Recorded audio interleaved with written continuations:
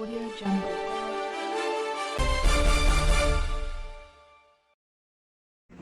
దానికంటే ముందు మా ఇన్ఛార్జ్ గారు మాజీ శాసనసభ రాసే బాలకృష్ణ గారు ప్రెస్కి అడ్రస్ చేయడం జరుగుతుంది.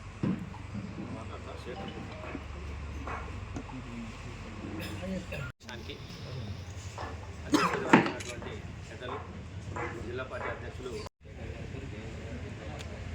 అలాగే నూతనంగా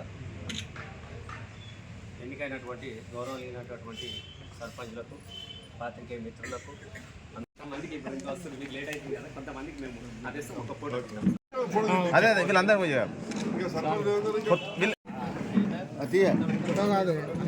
ఒకసారి ఇస్తారట మీరు కొంచెం వెళ్ళనుకున్నారే ఫోటోలు అన్ని అది అడ్డం రాకూడదు ఇట్లా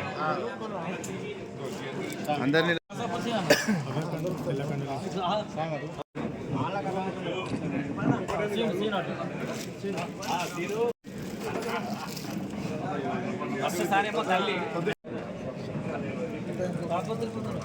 వేసుకోండి.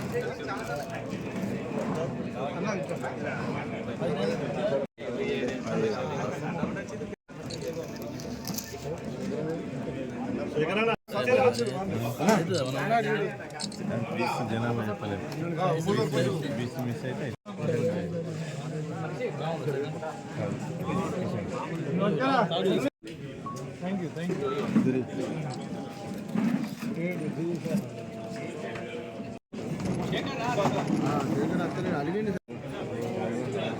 హైట్ ఉన్నాడు ఎన్నుకున్నా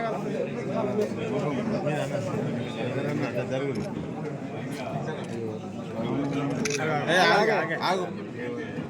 సార్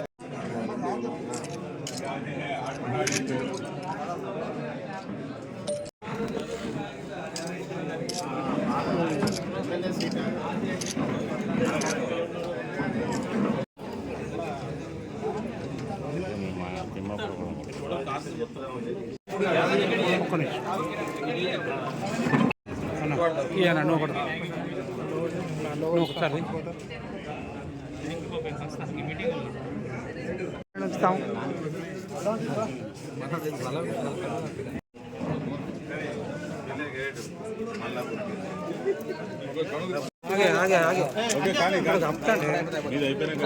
టమాటా పోతే కప్పేది పోతుంది మామూలు మనిషి కాదే కూడా నేను హృదయపూర్వకంగా ధన్యవాదాలు తెలియజేస్తా ఉన్నాను. ఎందుకనంటే ఒక క్లిష్ట పరిస్థితుల్లో ఈ ఎన్నికలు జరుగుతున్నటువంటి సందర్భంలో మరి చాలా గ్రామాలలో కూడా ఎక్కువ మంది పోటీలో నిలబడి ముఖ్యంగా మా పార్టీ అభ్యర్థులు ఒక్కరు ఇద్దరు ముగ్గురు కూడా పోటీ పడ్డటువంటి సందర్భం కూడా చాలా గ్రామాలలో మనం చూసినాం.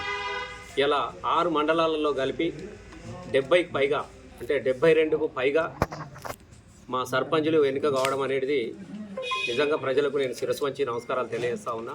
అట్లాగే వీళ్ళ గెలుపులో భాగస్వాములు అయినటువంటి మా పార్టీ బీఆర్ఎస్ పార్టీ కుటుంబ సభ్యులందరికీ హృదయపూర్వకంగా నేను ధన్యవాదాలు తెలియజేస్తా ఉన్నా. అధికార పార్టీ ఎన్ని ఇబ్బందులకు గురి చేసినా, ఇందిరమ్మ చీరలు వంచినా, నోట్ల కట్టలు వంచినా ఇవాళ ప్రజలందరూ కూడా అవన్నింటిని కూడా తిరస్కరించి ముఖ్యంగా మరి గౌరవనీయమైనటువంటి ఎమ్మెల్యే గారు ఏ గ్రామ పంచాయతీ ఎలక్షన్లలో కూడా ఇట్లాంటి పరిస్థితి కూడా మేము చూడలేదు.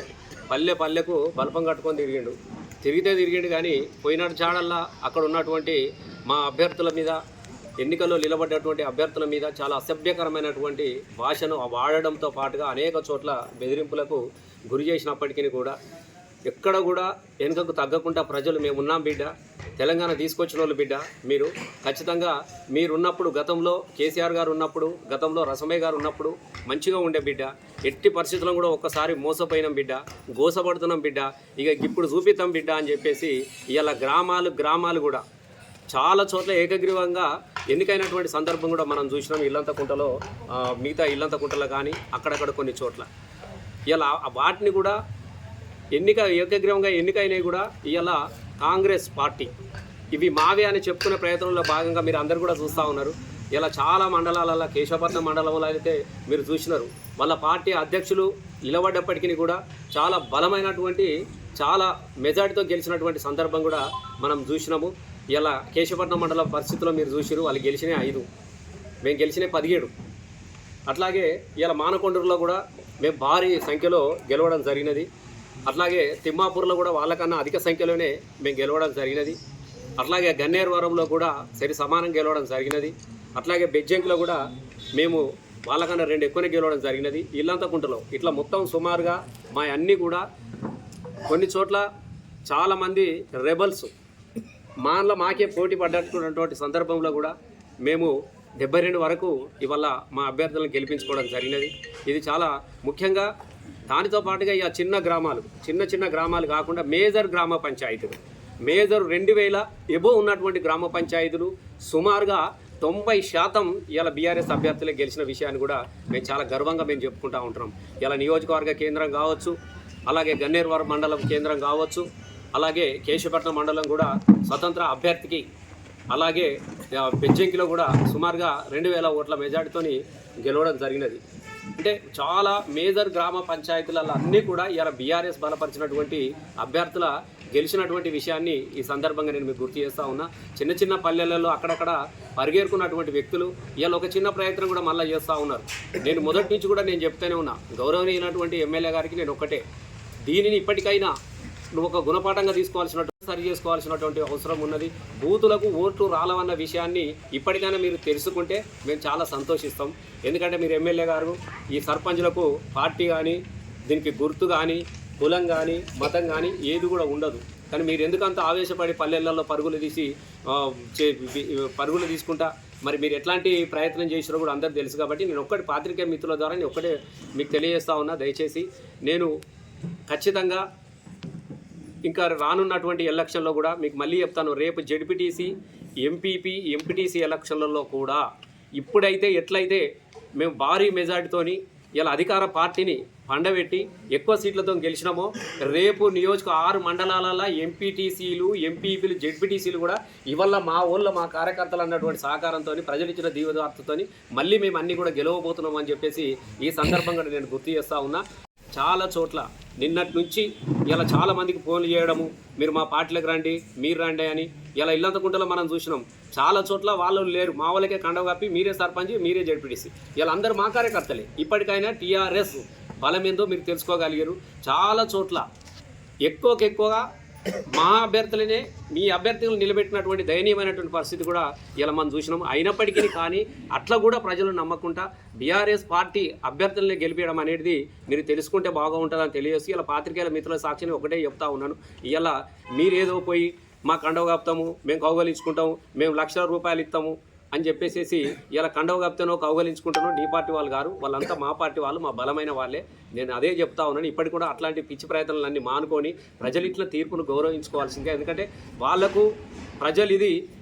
వాళ్ళకు అనుకూలంగా ఎవరైతే బాగుంటారో వ్యక్తిగతాన్ని చూసి గెలిపించుకున్నదాన్ని, దాని మీద నీ పార్టీల నీ కండువాలు రుద్దే ప్రయత్నం చేయొద్దని ఈ సందర్భంగా కోరుకుంటూ ఇలా గెలుపుతో మాకు మరింత బలాన్ని ఇచ్చినటువంటి మా సర్పంచులందరూ కూడా హృదయపూర్వకంగా నేను అభినందనలు తెలియజేస్తా ఉన్నా. తప్పకుండా ఇలా ప్రజలు ఏ ఉద్దేశంతోనైతే అధికార పార్టీని కాదని ప్రతిపక్ష పార్టీలో ఉన్నటువంటి మా అభ్యర్థులను గెలిపించారో తప్పకుండా ప్రజల వైపు నిలబడతాం. ఇలా కాంగ్రెస్ ఇచ్చినటువంటి వాగ్దానాలు, అధికార పార్టీ ఇచ్చినటువంటి వాగ్దానాలు నెరవేరే వరకు కూడా మా సర్పంచులందరూ కూడా మేము ప్రజల వైపు నుంచి మేము ప్రశ్నిస్తాం, అవి సాధిస్తాం. జరుగుతున్న ఎలక్షన్లు కాబట్టి, పార్టీలకు అతీతంగా జరుగుతున్న ఎలక్షన్లు కాబట్టి దీనిలో పార్టీలను వ్యక్తిగతంగా రుద్దద్దన్నటువంటి ఉద్దేశంతో నా అవసరమే రాలేదు, మా వాళ్ళకు నా అవసరమే రాలేదు. అన్న మేము గెలుస్తాం కాదనే, వాళ్ళకి ఎవరు ఇస్తారన్న, నీ అవసరం ఉంటే మేము చెప్తాం, మేము తప్పకుండా మేము గెలుస్తామని చెప్పి గెలిచి చూపించారు కదా. ఇప్పుడు నా అవసరం అంటే ఇది. ఇలా అధికార పార్టీలో ఉన్నటువంటి ఎమ్మెల్యే గారు ఎన్నెన్ని గ్రామాలకు 3 సార్లు తిరిగిన విషయం కూడా మీకు తెలుసు, ఇంటింటికి తిరిగిన విషయం కూడా తెలుసు. పొద్దుగాల మార్నింగ్ వాకు, తర్వాత లంచ్ వాకు, ఈవినింగ్ వాకులు, మిడ్ నైట్ వాకులు, అన్ని వాకులు చేసినా కూడా ఏమైందో మీరు చూసినారు. కాబట్టి ఇలా ప్రజలకు విశ్వాసం ఉంటే మనకు అభ్యర్థులు నచ్చితే ఎట్లా ఉంటుందో మీరు అందరూ కూడా చూసినారు. కాబట్టి మేము వ్యక్తిగతంగా తిరగాల్సినటువంటి అవసరమే నాకు రాకుండానే మా వాళ్ళు అందరూ గెలిచారు. 4 చోట్ల ఇప్పుడు పెరకబండ కావచ్చు, మా ముంజంపల్లి కావచ్చు, పెద్దూరుపల్లి కావచ్చు, కొన్ని చోట్ల ఒక్క ఓటుతో కూడా పోయినటువంటి సందర్భాలు కూడా ఉన్నాయి. ఒక్క ఓటుతో పోయినటువంటి సందర్భాలు కూడా చాలా చోట్ల ఉన్నాయి. కాంగ్రెస్ గెలిచినవి అన్నీ కూడా 5, 10, 15, 20, 25, 50, 100 లోపలనే ఉన్నాయి. వాళ్ళు గెలిచిన ఈ 60 సీట్లలో కూడా వాళ్ళు గెలిచినవి అంతా 100, హైయెస్ట్ వాళ్ళు గెలిచింది 150, 200, అంతకన్నా కూడా లేవు. మా వాళ్ళు గెలిచిన దగ్గర ఇలా 1000 ఉన్నాయి, 500 ఉన్నాయి, 2000 దాకా కూడా మెజార్టీతోనే గెలిచారు మా వాళ్ళు అందరూ కూడా. ఇలా ఎక్కడెక్కడైతే అవసరం ఉన్నదో తప్పకుండా అక్కడికి మా వాళ్ళందరూ కూడా ఉన్నారు. మా కార్యకర్తలు పనిచేసారు కదా. ఇప్పుడు మా అభ్యర్థుల కోసం మా బీఆర్ఎస్ పార్టీకి సంబంధించిన అందరు కూడా అభ్యర్థులు పనిచేసారు. ఇలా వాళ్ళు కూడా బలం మన్నే పెళ్ళి ఉంది, వాళ్ళు అత్యధికమైనటువంటి శక్తివంతుడని పెట్టారు. ఇలా మా అవసరమే ఏర్పడలే. మావాడు భారీ మెజార్టీతో గెలిచినారు. ఇలా గద్దపాకు ఉన్నది, కేశవపట్నం వాళ్ళ అధ్యక్షుని పెట్టాడు బస్వే అని. మా అవసరమే రాలేదు. బ్రహ్మాండంగా అన్న నీకెందుకే గీళ్ళెందుకే, ఇలా ప్రజలు మన వైపు ఉన్నారు అని చెప్పినారు. అట్లా చాలా చోట్ల కూడా నిలబెట్టారు. అక్కడ కేశవరెడ్డి ఒగులాపూర్లో మీరు అందరూ కూడా ఒగులాపూర్లో కేశవరెడ్డిని నిలబెట్టారు. ఏమైపోయినది? కాబట్టి మేము ఏం చెప్తున్నాం అంటే డెఫినెట్గా వీళ్ళైతేనే మా వైపు నిలబడతారు, మా వైపు కొట్లాడతారు. మాకు రావాల్సిన ప్రభుత్వం చెప్పినటువంటి హామీలన్నీ నెరవేర్చాలంటే బీఆర్ఎస్ పార్టీ అభ్యర్థులే కావాలని చెప్పి ప్రజలు కోరుకున్నారు.